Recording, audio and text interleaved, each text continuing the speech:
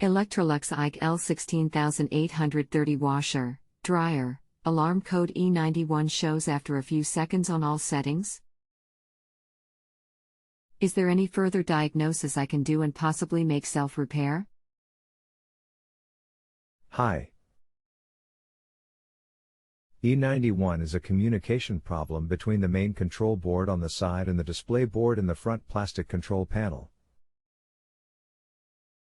What you need to do is remove the top end of the front plastic control panel. From there you will see a wiring block going from the display board through to the main board on the side. Disconnect the wiring and give the ends a gentle squeeze and refit them and retry the washer and see how it goes from there.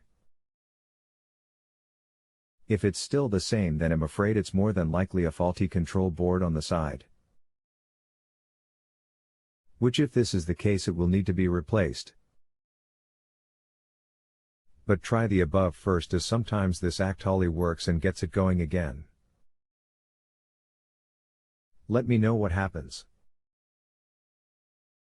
Regards. If you have a home improvement or appliance question and want to chat with an expert, now visit JustAnswer.com/YTHI.